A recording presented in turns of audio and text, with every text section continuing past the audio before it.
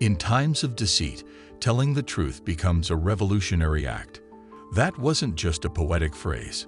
It was a loaded weapon aimed at the heart of a world addicted to comfortable lies. It was a quiet scream from the edge of sanity, a brutal reminder that in an age built on manipulation, honesty is no longer virtue, it's rebellion. But here's the unsettling truth no one wants to admit. The real threat to our future isn't the tyrant who rules with an iron fist or the manipulator who twists facts until they bleed. It's the good person. Yes, the polite, law-abiding, soft-spoken individual who knows something is wrong, but does nothing. It's the one who sees injustice through glassy eyes, nods solemnly, then scrolls on. The one who clings to morality like a badge but surrenders to silence when morality actually demands action. It's the person who smiles in the face of cruelty to avoid discomfort, who obeys orders they know are corrupt, who bows their head while injustice sharpens its teeth. That's the real danger, because evil doesn't always come in the form of villains. Sometimes, it wears the face of decency. A society doesn't collapse from screams. It falls when everyone whispers. And this is the horror George Orwell understood better than anyone. He didn't come to it through philosophy textbooks or political manifestos.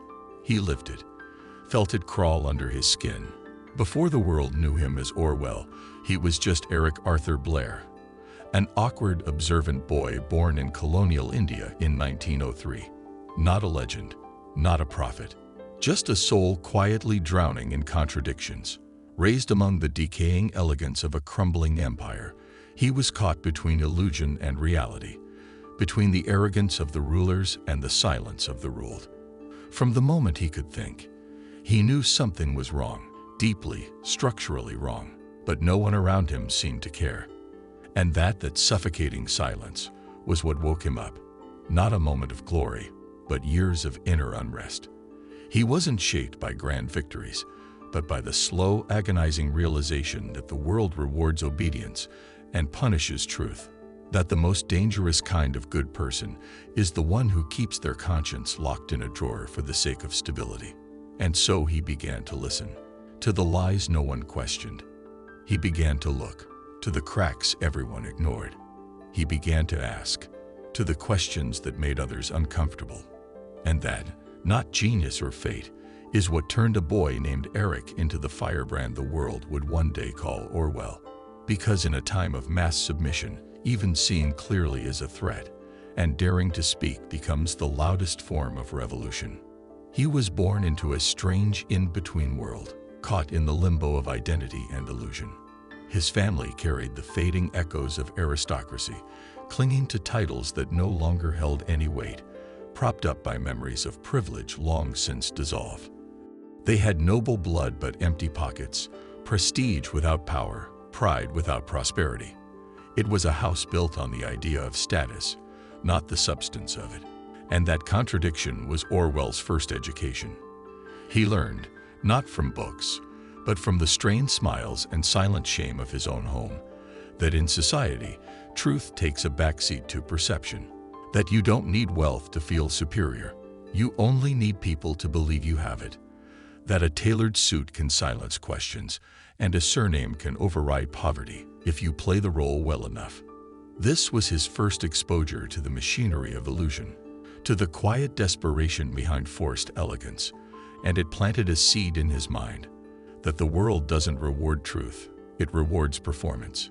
From a young age, he began to see through the cracks in the show, to notice how people wore their lives like costumes, terrified someone might see the threads unraveling beneath. This wasn't just about his family, it was a mirror of society itself.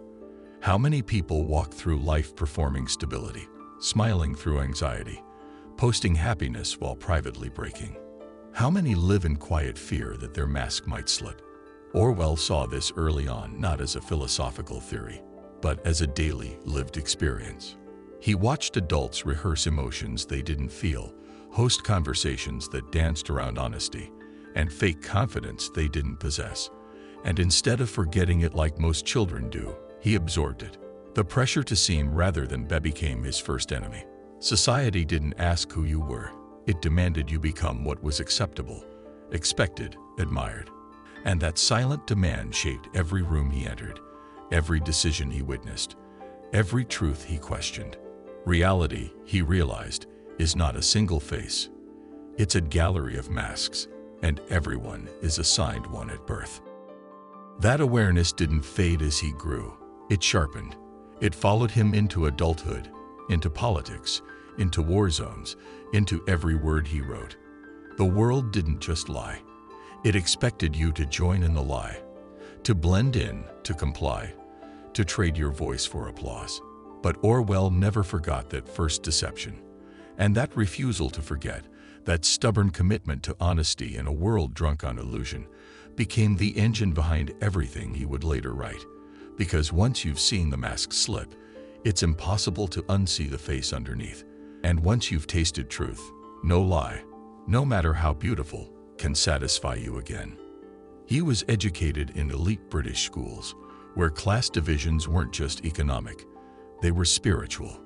There, status wasn't earned, it was inherited.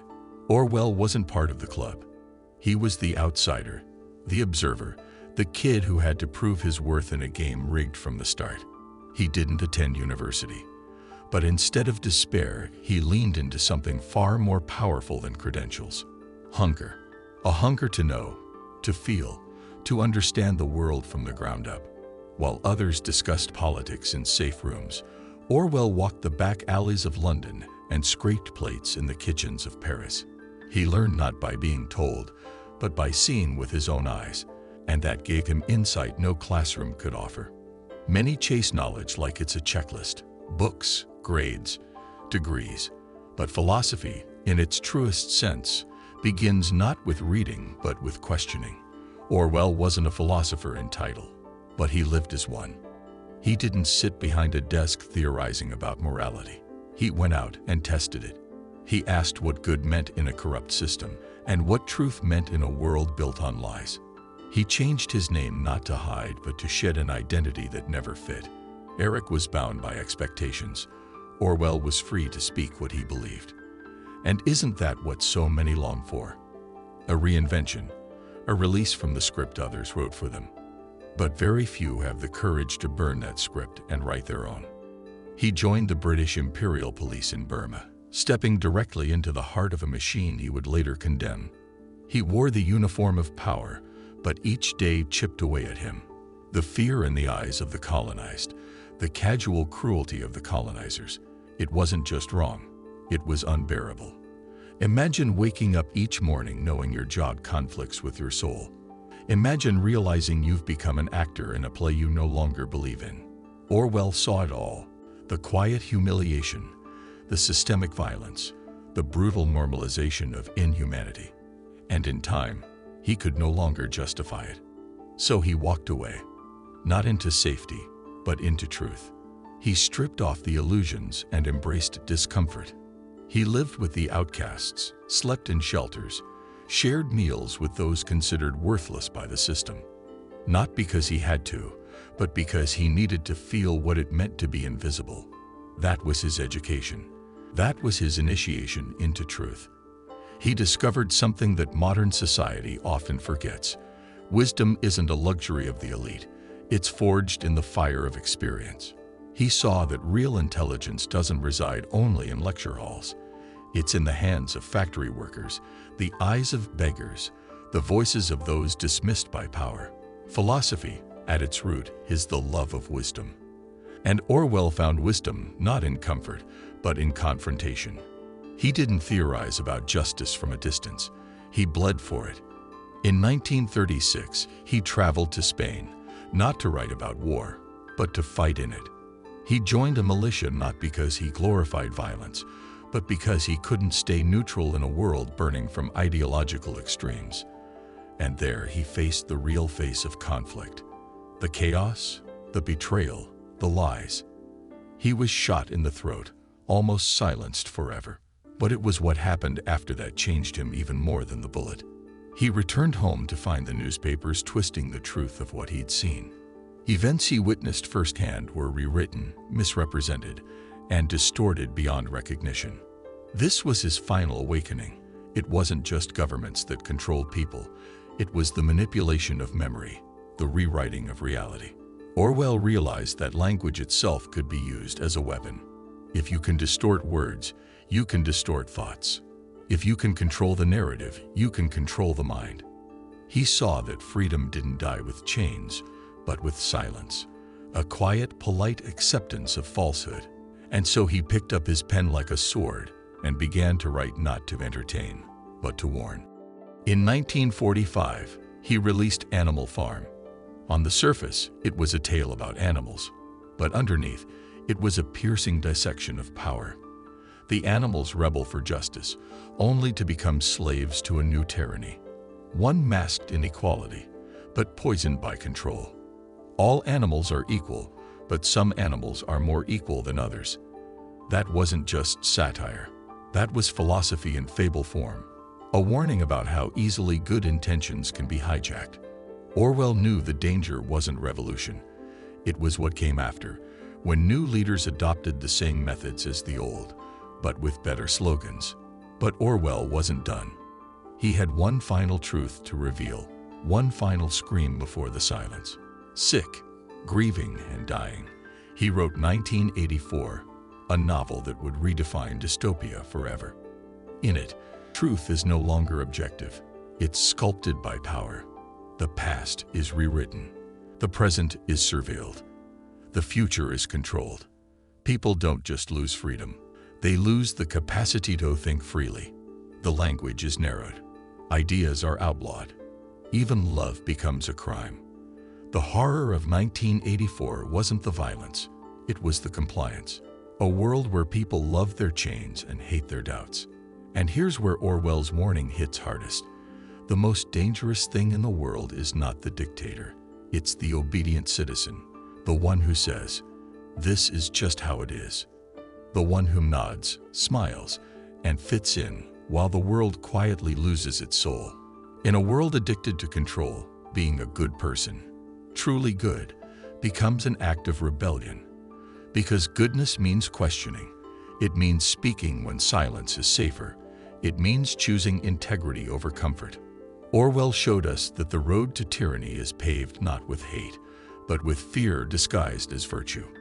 Today, the term Orwellian is tossed around casually, but few grasp the depth of his philosophy. He wasn't just a critic of totalitarianism. He was a defender of the individual mind.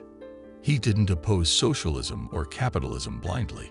He opposed any system that demanded blind obedience. His works weren't merely political, they were existential. They asked, what does it mean to be human in a world trying to reduce you to a cog?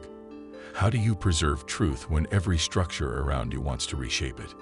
His books weren't just stories. They were challenges to think, to question, to resist. To realize that evil often wears a smile and that control often arrives with good intentions. He died young, but not before giving the world a mirror so sharp it still cuts. His life was a testament that one voice, armed with courage, clarity, and conviction, can shake the foundations of power. And in our age, where information is infinite but wisdom is rare, his voice matters more than ever. If you consider yourself a good person, ask yourself this: are you brave enough to be good when goodness costs something? Or are you simply obedient, mistaking compliance for morality? Orwell's life demands we confront this question. Because in the end, the real danger isn't being a villain, it's being silent while villains rise. And if we're not careful, the future he warned us about won't be fiction. It will be the world we wake up in.